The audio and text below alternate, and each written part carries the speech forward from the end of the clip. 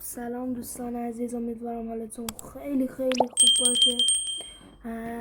همیشه سلامت باشین. من امروز اومدم در مورد یه چیزایی باهاتون صحبت کنم. البته میدونم تازه شروع کردم، ولی فکر کنم شاید بعضی روزا یا بعضی هفته ها بتونم یک چیزایی رکورد کنم، یا مثل ویدیویی، شورت ویدیویی، چیزایی اینا رکورد کنم، ولی بیشتر کنم بازی‌های مثلا با موبایل انجام میدم، مثل جی تی ای، فوتبال، پی اس، فیفا. اینا رو راحت میتونم انجام، ولی چون که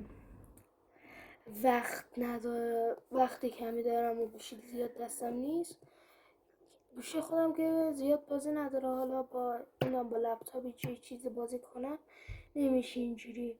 ولی بازم که شاید بتونم یه چیزایی بازی کنم، یه ویدیوی رکورد کنم، ولی خیلی خوب میشه اگه اینجوری ویدیو رو رکورد کنم، چون تازه با یوتیوب آشنا شدم و قوانینش هم میدونم. میدونم اگه کارهای مثلا نباشه که یوتیوب گیر بده، پیجم ببنده، اینا میشه، ولی شاید من حالا باید ببینم. باید اول جی تی ای رو نصب کنم ویندوز روی لپتاپ، ولی شاید بتونم ویدیوهای خوبی رکورد کنم. حالا ببینم بعد از اون ساعت 5-6 اینا چی کار میکنم. اگه تونستم بازی رو بریزم که حتما ویدیو رو میگیرم و بهتون نشون میدم. اگه نشدم که یا هفته دیگه یا ماه دیگه یا سال دیگه برام.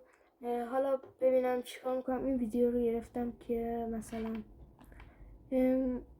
با بقیه صحبت کنم و اینا، بذارم توی کانالم. شما تصویر روی ماه من رو نگاه کنید، خیلی زیبا و عالی و جا مطمئن. اصلا اینطور نیست که دنیا چرا به ما عطا نمیکنه.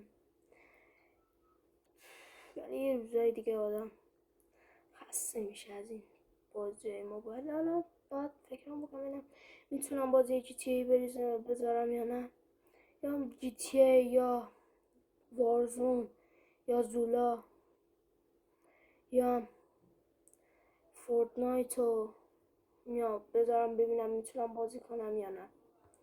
اگه نشدم که از یه ویدیوهای فیلم میگیرم، مثل ردد و اینا، یا تو پی اس بازی میکنم فیلم میگیرم، یا توی لپتاپ.